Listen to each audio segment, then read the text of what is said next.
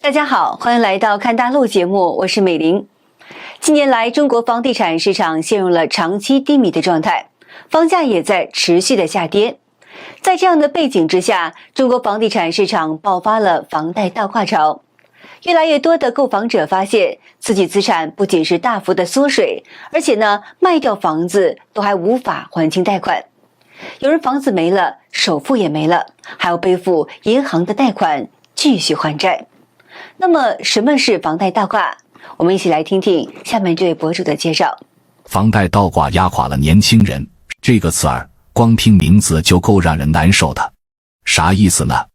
就是你當初掏空6個錢包，背上幾十年貸款，辛辛苦苦買下來的那個家，那個你以為最穩妥的資產，現在它的市場價已經跌得比你欠銀行的錢還要少了。舉個例子，你當初買這套房子總價600萬，自己掏了180萬首付，從銀行貸了420萬，辛辛苦苦供了3年多，每個月工資一大半都扔進去了，算下來本金可能還了30來萬。然而呢，你欠銀行的總金額，因為前幾年還的大部分是利息，可能還有將近400萬。這個時候呢，你可能因為工作變動、家庭的原因呢，實在是供不下去了，或者呢，单純就覺得壓力太大，想賣掉。結果到市場上一問呢，心涼了半截。同樣的房子，現在最多只能賣300萬。你咬着牙含着淚，好不容易找到買家，把房子給賣出去了。我們來算一筆殘酷的賬：房子賣了300萬，但你欠銀行將近400萬。這賣房子的錢一分不剩，全部還給銀行，你還倒欠銀行將近100萬。更不用提你當初那180萬的首付和你這3年多省吃儉用的幾十萬的月供，全都打了水漂，蒸發的是無影無蹤。那麼最終結果是什麼呢？是房子沒了，首付沒了，這幾年還貸的錢也沒了，你還從一個有產者瞬間變成一個富翁，倒欠銀行將近100萬的債務。這就叫房貸倒掛，也叫資不抵債的房貸。這已經不是割肉離場了，這簡直是斷臂求生之後發現血都快流乾了。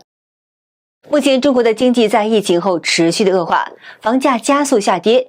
根據中指研究院2025年10月的數據呢，中國百城二手住宅價格環比下跌了0.84%，同比下跌7.60%。部分城市房價較高位回落至2017年水平，跌幅超過了40%。這是11月8號一位叫做小莫是我的博主的真心話。他說呢，2021年樓市是一場針對普通人的收割。今天的人們被榨乾了積蓄，耗盡了精力，也拖垮了家庭。這就是我21年花了近700來萬買下的房子，現在300來萬都沒有人要。21年高位接盤的房子，現在成了無數家庭的枷鎖。上次發了21年買房夭折的視頻，沒想到炸出這麼多同命人。這幾天收到幾百條私信，每一條看得我心口發緊。原來樓市套牢的從來不是我一個。先說說隔壁樓盤的張姐，2021年跟風買了同小區的大3房，為了湊2套的首付呢，把老家商鋪都給賣了。現在房子市值跌了160萬。他先生公司裁員，月供斷供3個月了，銀行的催收電話從早打到晚。他準備帶着孩子搬去出租屋，房子低價急售，可掛牌2個月了，連個問價的都沒有。那麼還有一名叫做阿哲的網友呢，2021年剛剛結婚，掏空2家積蓄買了套婚房，現在房子跌了一半，每月房貸比房租還要高。他說最煎熬的是每次和妻子吵架，話題最後落到當初為什麼買房上，好好的日子被一套房子攪得鸡犬不寧。現在他白天跑外賣，晚上做代駕，為了湊月供，怕一氣影響徵信，連孩子都不敢要。最讓我破防的還是一位大叔，他2021年為了給兒子結婚買房，不僅花光了養老錢，還借了20萬外債。現在房子賣不掉，兒子婚也黃了。大叔每天打2份工，上個月體檢查出是高血壓、糖尿病，卻捨不得花錢治療，說把錢留着還房貸，不能讓兒子背上失信的名聲。我們看着這些故事，我突然間發現2021年的樓市是一場針對普通人的收割。我們當初相信了買房穩賺的鬼話，拼盡全力想要抓住所謂的安全感，最後被一套房子榨乾了積蓄，耗盡了精力，甚至拖垮了家庭。說這個呢，不是為了賣慘，只是想讓更多的人知道，我們這些被泡沫淹沒的普通人到底在經歷着什麼。那麼我也想告訴還沒有買房的朋友們呢，別再被剛需必買、越買越賺的話忽悠了。買房不是人生必須選項，安穩生活才是。根据大陸媒體的報道表示呢，房貸倒掛的主要受害者呢有3類人：一呢，掏空6個錢包借錢買房的人；這第2呢，爛尾樓業主；3呢是跟風買房的所謂靈活就業人員。而在当前中國經濟的環境之下，購房者幾乎是無法避免房貸倒掛的風險。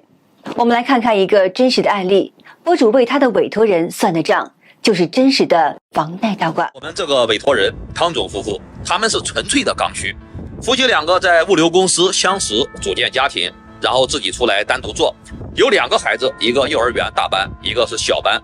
結婚8年了，生意和家庭基本上都穩定下来了，就想着要解決住房跟孩子上学的問題。於是呢，夫妻2個人湊了180萬，女方父母幫了20萬，男方父母幫了30萬，一共湊了是230萬。在2000年的11月買了萬科金色領域89平方米，總價是660萬，首付是200萬，稅費跟中介費一共是17萬。簡單收拾了一下房子呢，又花了一些錢，一共花了是232萬。从銀行貸款460萬，30年的還款期限，月供是26400塊。為了這套房子，夫妻倆拿出了半生的積蓄，掏空了6個錢包。總算在深圳安了家，男方父母也搬過來一起居住了，幫忙照看2個孩子。夫妻倆可以騰出更多時間和精力來經營物流公司。這平靜的日子呀，沒過多長時間，到了2023年年底，房子價格竟然降到了450萬了。2024年年底跌到了400萬，現在呢，價值只有350萬左右了。算了一下，截止到今年的10月份，供了47期，一共是124萬，只有26萬是本金，剩餘的98萬全部都是利息，還欠銀行434萬。粗略算了一下，當初買房前期付了232萬，加上月供還的錢，一共付了是356萬。現在賣掉房子還要倒貼84萬，等於4年時間折進去了440萬。那麼到頭來呢，有可能是錢房兩空，半生心血就這麼沒有了。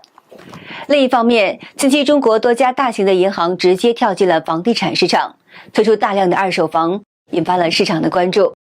與普通的二手房相比呢，這類房產普遍以低於市場的價格銷售，有的甚至低至市價的1半。這些房源呢，多數來自於企業或者是個人，因交不起房款而被回收的法拍房。銀行繞開正規的法拍流程，以銀行職工的名義直接投放市場。我們來看看網上流傳的視頻，人們擔心中國的房地產最劇烈的寒冬即將來臨。全國各地的銀行開始清倉式賣房了，一場樓市風暴正在醞釀。四川農信系統一口氣掛出了24000套，廣東農信12000套，遼寧農信11000套，這是什麼概念呢？相當於一個中型房地產公司的全部庫存直接扔到了市場上，價格更離譜，市場估價200萬的房子，銀行150萬就出手，直接打75折。但你有沒有想過一個問題，當銀行這個最懂錢的機構都開始不顧一切的往外賣房子的時候，這背後到底意味着什麼？那麼還有博主說呢，吉林銀行有2000多套，天津银行有1200多套，蘭州银行今年就新增1800套，國有大行也在跟進，農行、建行、交行都在各大線上平台上低價出貨。銀行為什麼會這麼拼？這裡面是不是暴露出來了我們這個地產的下行？從個人家庭的風險、開發商企業的風險、地方的風險，最終還是傳導到了銀行體系，是吧？以前都是恆大碧桂園出問題，現在怎麼樣？這銀行手上攥着一大堆抵押房，這些是抵債的資產。那麼銀行大量賣房子，釋放了什麼信號呢？首先就是銀行的職供房數量激增，達到了前所未有的水平。在阿里資產平台的銀行清倉欄目當中呢，全國各地銀行掛牌的房產信息十分的密集，國有大行、城商行、農商行紛紛加入了這一行列。其中呢，中小銀行成為了職供房的主力軍，地價是這些銀行職供房最突出的標籤。下面這位博主說的非常透徹，中国經濟下行，各地房子降價，導致斷供增加。央行回收的大量房產對市場進行了新一輪的擠壓，最終結果如何？倒霉的還是普通老百姓。目前這些銀行正在通過內部系統和京東等平台進行大規模的拋售。這些房子到底賣多少錢呢？基本上是市場價的5到8折，還有更誇張的，像蘭州某項目的房子呢，1平方只要2300哦，連建房子的成本都不夠吧。遼寧一個小區的156套房源起拍價最低8萬，最高呢不超過20萬。請問市面上的二手房和新房還怎麼賣呢？那麼銀行手裡這麼多的房子都是從哪來的呢？其實呀，他們的前身大部分都是法拍房，但是法拍的成交量實在是太低了。像是2025年的上半年，全國法拍的成交率只有15%。法拍房周期太長，銀行還不如直接自己賣房。雖然價格低了些，但是調價更靈活，起碼能夠快速的拿到錢。購房者也沒有後顧之憂，因為產權已經是登記在銀行的名下了。像產權不清、有人居住的問題呢，都已經解決了，完全可以放心的購買的，比法拍房要省心多了。我們把最近的次新房降價潮、房貸倒掛、銀行直售房串聯起來，您就會發現，房子降價導致房貸倒掛，導致斷供增加，最後銀行收回房子低價直售。然後呢，以此為苗點，對市場進行了新一輪的擠壓。雖然說銀行直售只是市場重新定價的一個過程，但是呢，目前僅僅幾個省的農信系統就已經有幾萬套的房源了。這麼龐大的數量，這次陣痛又會持續多長時間呢？銀行大量賣房子還釋放了第二個信號，那就是中國各地的銀行不良的貸款激增。開元證券研報指出，2025年中報顯示，上市銀行按揭不良率整體上行，部分銀行的上升幅度呢超過了20 BP。與此同時，個人經營貸不良整體呈上升趨勢，部分銀行上升幅度超過30 BP。房價持續下跌，很多借款人的現金流緊張，個人按揭和經營貸不良率均呈抬頭，銀行手裡積壓的抵押房產規模迅速膨脹。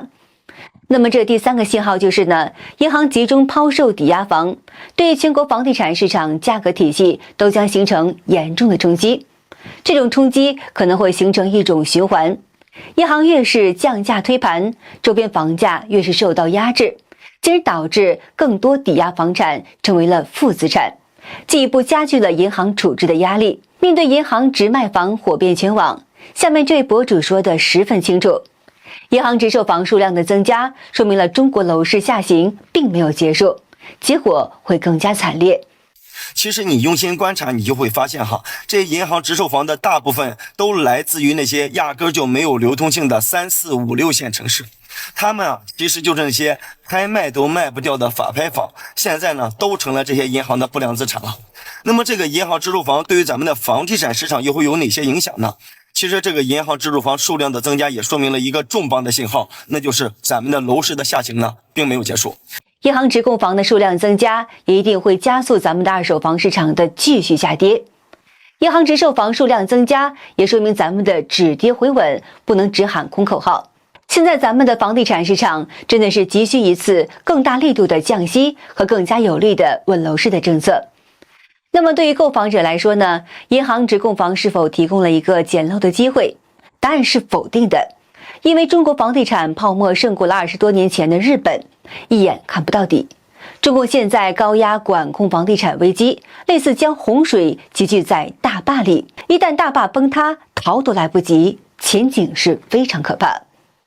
好的，今天就和大家聊到這兒了，請您記得點讚、訂閱、留言，並且分享給您的朋友們。感謝您的支持，我是美玲，我們下期節目再見。